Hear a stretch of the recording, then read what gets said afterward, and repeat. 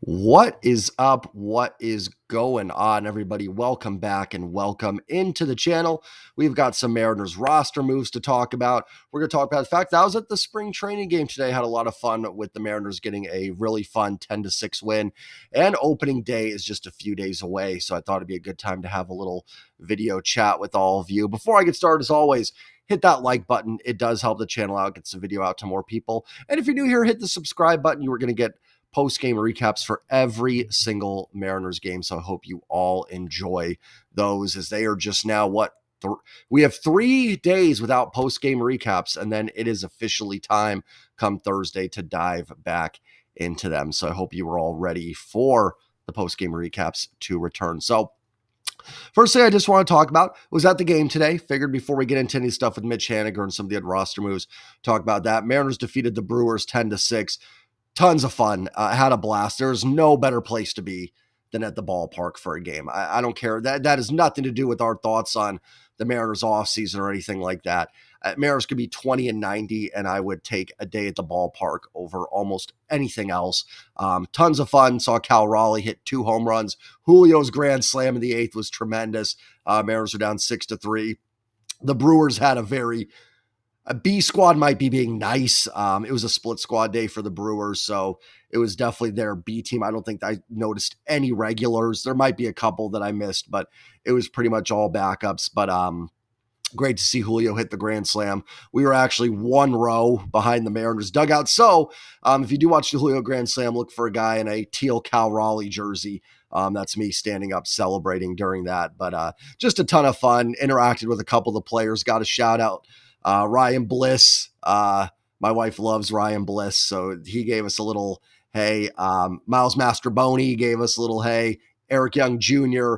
And Julio a little bit. Julio is very interactive, so it was actually funny. I'm sure this is what you guys clicked on the video to hear, but some kid asked Julio if he could sign his jersey in the middle of the game. It was just a quiet moment. Everybody heard it, and Julio just looks at him and goes, no, I'm busy right now. It was funny. And I get during the game, these guys can't do that stuff. If Julio had signed one autograph during the game, then everybody be hounding him. So obviously, can't really do it during the game. But just had a ton of fun today at the ballpark. And I'm so ready for opening day. Mariners made some roster moves today. Most notably, they did release Mitch Haniger. It was the right move. Mitch Haniger did not have a place on this roster.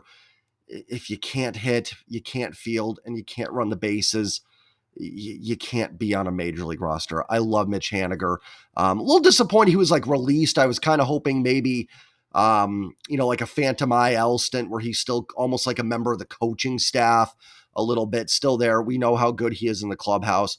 I put stock into that stuff to an extent. Eventually there comes a point in time where if you can't help, you can't help. But, I do think it would have been nice to have Mitch around the team. I think he's a good veteran to have. Again, that stuff can only go so far. So I will miss Mitch, like a tremendous guy, a tremendous Seattle Mariner in his career, obviously. Second stint didn't go as well as we had hoped, obviously. And in terms of the $15 million, the Mariners owed him that anyways. So there's no point in keeping him on the roster. It was to a point where his spot on the roster was going to be a hindrance to this team. There is not many players that are currently in the system that wouldn't be better suited. I mean, I'm not going to stand up here and say I'm a big Miles Mastroboni fan, although he gave me the shout out today, so I do appreciate that. But, just numbers wise, no, but at least Mastroboni can run the bases and play some defense for you. That alone gives him more value. Rowdy Tellez is probably going to make the roster. He's hit nice in the spring. He can run into a few, now, Tellez, and can at least play first. Made a really nice double play today at first base. So, I mean, it's hard to find someone with less value on this roster than Mitch Haniger had. So it had to be done. Like I said, disappointing. This is where you separate the human element from the baseball element. Baseball element-wise, this is absolutely the right move, and the organization deserves credit for doing it. I wasn't sure if they were. I thought, even though it is kind of a sunken cost anyway, and I think that's why they did it, right? Yeah, I think John Stanton's going to pinch pennies, but you're paying Mitch Haniger $15 million no matter what. You're better off paying Rowdy Tellez the league minimum or whatever it is he's going to make to be on the roster than to keep Mitch Haniger on the roster. So from the baseball perspective, Smart move, but there's a human side to this, right? These are human beings we're dealing with. They have families. Now, Mitch Haniger's going to get $15 million this year, so I don't think he's going to suffer too much. But this is a guy that, loves baseball. And for him to, this might be it. Maybe he catches on somewhere. I just don't know really the value that he has. And he didn't even hit lefties last year, so you can't even really use him as a platoon DH. He should bounce back a little bit against lefties, but not enough that I think he makes sense for pretty much any roster, to be honest. So from the human side of it, it stinks, right? We're all rooting for Mitch Haniger. And listen, I hope he does catch on and can contribute to a team this year. I really do. I don't say that lightly. I mean that with all the guys. I don't have any personal beef with anybody. So wishing Mitch Haniger all the best, but the correct move for the Seattle Mariners. That wasn't the only roster move that was made. There were some other guys that were optioned down. Let me pull that up real quick here. I think I'll have it probably in Ryan Divish. We'll have it tweeted out here. I should have had this up right away, but there were some other roster moves here. So Blake Hunt was optioned to AAA. Leo Rivas, not too surprising now that we saw how spring went, but I think going into spring training, we all felt probably pretty confident that Leo Rivas would make the team. It looks like in that role, that's going to go to Miles Mastroboni. Has beaten out Leo Rivas. We'll talk about that a little bit here in a second. Braden Garcia, pitcher, was optioned to minor league camp along with Harry Ford, and Jesse Hahn and Drew Pomerantz were released, and also optioned to AAA was relief pitcher Casey Lugamina. So I think I pronounced that correctly. If I didn't, I apologize. So some surprises there, right? Like Blake Hunt, not shocking, now that we know Mitch Garver's okay from getting hit in the hand, and Victor Robles yesterday sounds like he's all right as well. And obviously Harry Ford, no shock there. Rivas, like I said, maybe in the beginning of spring, this would have been a surprise, but Mastroboni's outplayed him in spring. So, we can sit there and go, Mastroboni slugged 2 whatever last year. And that's true. I'm not standing up here saying, thank goodness he's on the roster. I think the roster could be better. But he has earned it. You do have to earn spots on the team unless you are so established, like guys like Cal, Julio, Logan, Munoz, going back. I remember I talked about the spring where Ichiro had 2 hits. Yeah, Ichiro's going to make the roster. Yeah, Griffey could have never had a hit in spring and made the roster. But when you're on that line, you've got to earn it. Regardless of if we think that other one player is better than another, you have to have that competition. And it reminds me, this is going back a little bit, but in 2013, a lot of people are up in arms when Jason Bay beat out Casper Wells for an outfield job. I know this is going way back. Everyone's up in arms because Wells was a younger player with more upside, which I agree with. But they said up front, this is a competition, and Bay outperformed him. You can't make it a competition, then go, well, we actually do just kind of like this guy better. That can happen, but Mastroboni has earned it at least over Leo Rivas for sure, in my opinion. Legumina's a little surprising. I thought he was going to maybe make the roster. It looks like Carlos Vargas is going to make the roster. I'm going to go over what looks like the initial 26-man roster here in just a second. And Pomerantz and Hahn released, not super shocked, but I thought maybe Pomerantz had a chance. His velocity looked good in spring. I didn't think they'd keep 3 lefties, but Saucedo had an option, so I thought maybe they'd go with Pomerantz over Saucedo in that situation. But they didn't. So Pomerantz, I think he can catch on somewhere. I wouldn't be shocked. A little disappointed in that. And I do want to be clear here, though. We're also debating, again, I don't want to say this in defense of the offseason. You guys know I do not think they had a good offseason, but we are debating last spot in the bullpens, last spot in the bench. Probably not stuff that's really going to determine the Mariners season. I know people don't love Mastroboni. I know people aren't going to be happy Carlos Vargas is likely making the team. Probably not guys that are going to have a huge impact on the season. If they do, I'll eat my words. But the Mariners season is going to come down to, do we get more consistency from Julio throughout the year? Does Cal continue to be Cal? Does the rotation stay healthy? We've already seen a little bit of a bump with George Kirby, but can they stay healthy throughout the year? When's Matt Brash back? Does the bullpen hold strong? Does Snyder have the year he had last year? Probably, if they miss the playoffs, it's probably not going to be because Miles Mastroboni got 102 at-bats this year, or Carlos Vargas pitched 25 innings of not high leverage ball. Do you guys know what I mean? It's not a defense of the offseason. I don't think these are guys necessarily should be on the team overall, but they're not going to be the make or break. It's going to be the big names. Does Randy Arozarena play more like the Tampa Randy? Does Robles have a similar year to what he had in Seattle. JP bouncing back, Mitch Garver bouncing back. Those things are way more important than what we're talking about here for the 2025 Seattle Mariners. So I would say these aren't things I think you should be super up in arms about. But let's look at what right now looks to be the Mariners 26-man roster. There's like a little speck of something in my hat here that's driving me absolutely nuts. Can I get that out? Now it's worse. Now it is worse, and that is going to drive me nuts throughout. I keep seeing it in the video. It's driving me nuts. But anyways, one thing to clarify before I get into this, there could still be a trade. I don't think anything major. Wouldn't shock me, though, if another reliever's added. Somebody's claimed off waivers that's released, like the Mariners made some releases today. So I would say that I still think there's a shot that this is probably not your final 26-man roster. But if opening day was tomorrow, this is what I think the Mariners would be rolling with. Rotation, we know it's already been set. Logan, Castillo, Miller, Wu, and Hancock. Hancock did win the fifth job. Especially with the George Kirby injury. I think there was some debate on Logan Evans maybe getting that job, but I think Hancock's the safe bet, especially if Kirby does just miss 3 or 4 starts. They could even skip a Hancock start in there. They probably don't want to do too much of that in April, but it is something they could do. And I don't think that's a big deal. I think Hancock was the right choice by Jerry and Dan Wilson there. They've already announced that's the rotation. I talked about Logan Gilbert going opening day, Castillo too. Bryce Miller, who threw today. I don't think he was very sharp today, but again, it's spring. Brian Wu and Emerson Hancock will be your rotation. Bullpen looks like it's going to be Andres Munoz, Gregory Santos, Colin Snyder, Edward Bizardo, Trent Thornton, Taylor Saucedo, Gabe Spire, and Carlos Vargas. Okay, so I do have some concerns about the bullpen. I think it is something to be a little worried about. You know, Brash looks to be ahead of schedule, but again, we know how these things go. It's, you know, oh, we think he's be back by mid-April. Well, then it's like late April. Then there's got to be a rehab assignment. So wouldn't shock me if it's more May-ish that we see Brash back. And that's a question of, do you get the same Matt Brash? There's some question marks in that bullpen. You know, does Gabe Spire bounce back? Does Colin Snyder have the same year he had last year? I think Trent Thornton and Bizardo are fine, but they can be shaky at times, right? They can look like really good relievers, and I think they are generally good, but they have some blow-up moments too where they're not quite top of the line. So they can be a little hit or miss. So bullpen has some question marks there.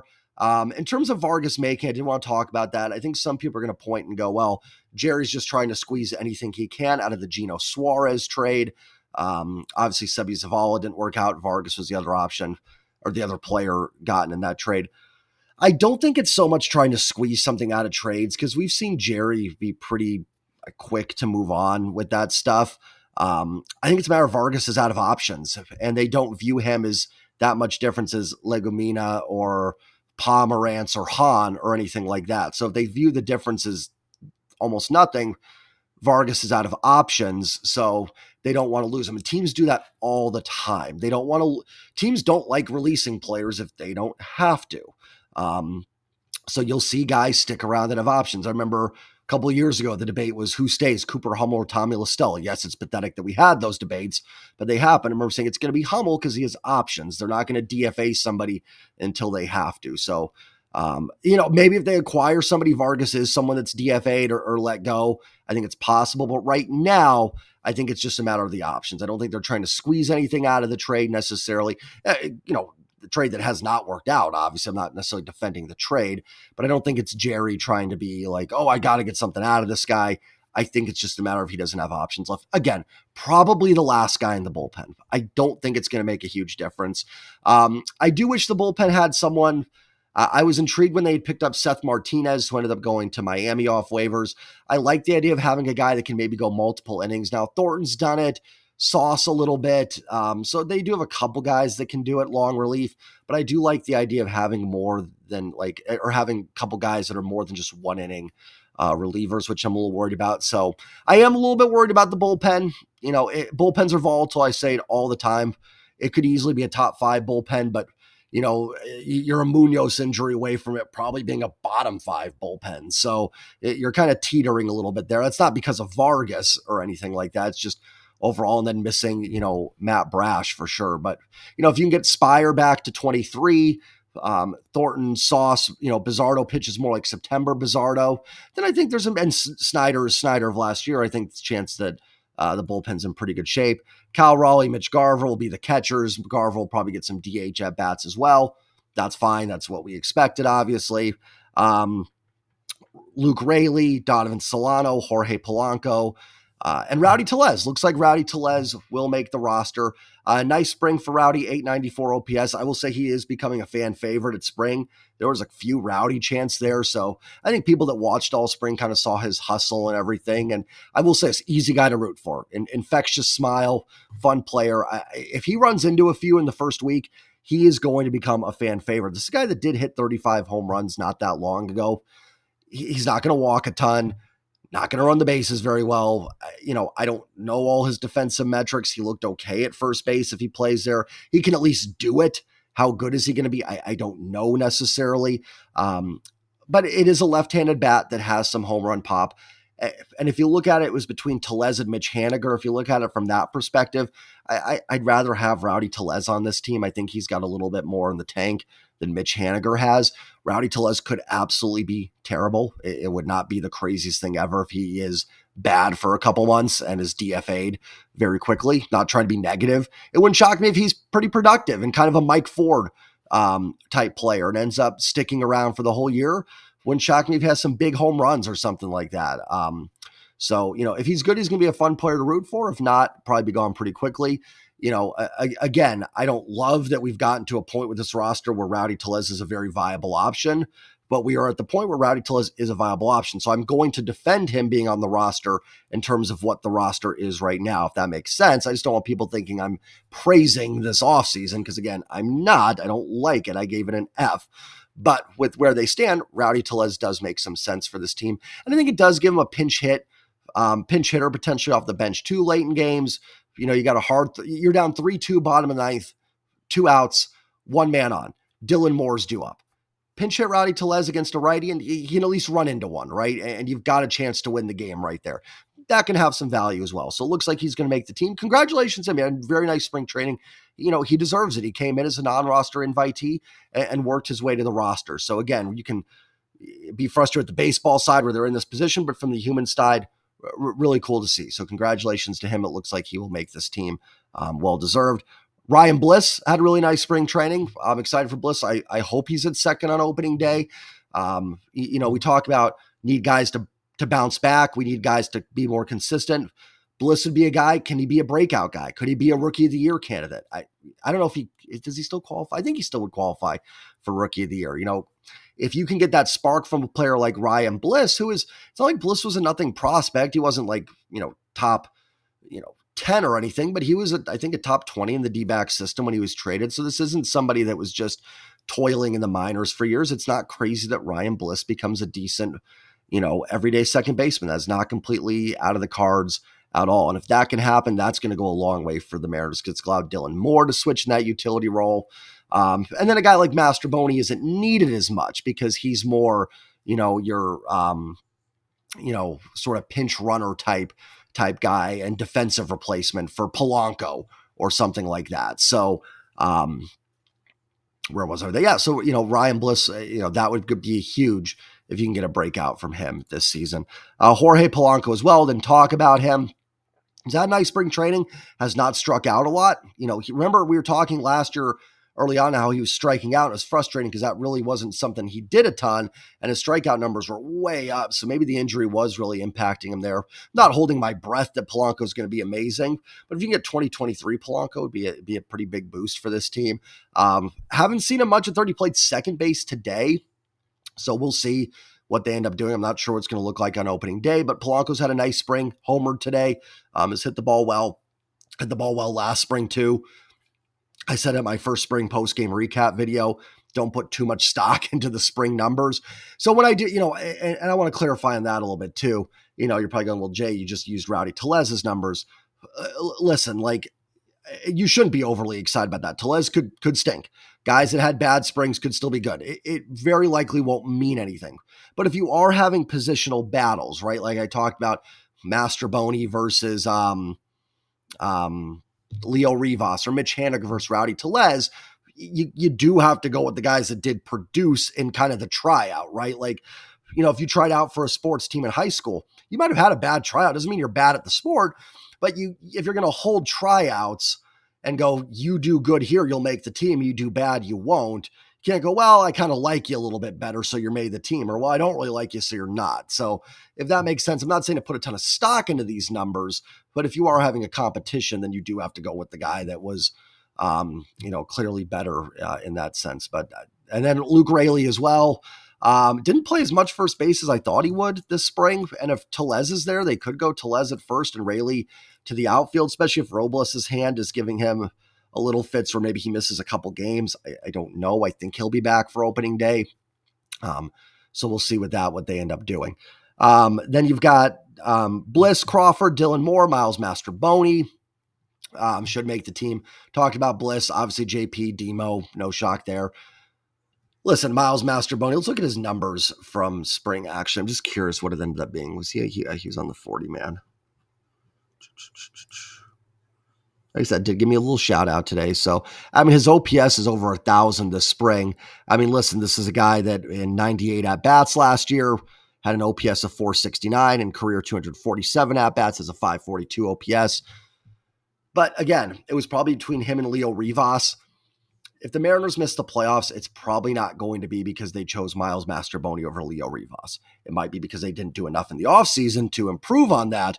But these roster decisions between guys like that are probably not making the difference, in my opinion. I said it last September with things. People get up in arms about this stuff, and it's like, I can't imagine we're sitting here in September going, if Miles Mastroboni just didn't make the team. Now, again, if they had a better offseason, better players, then sure, you've put yourself in a position where a guy with a career 500 OPS is probably going to make the team.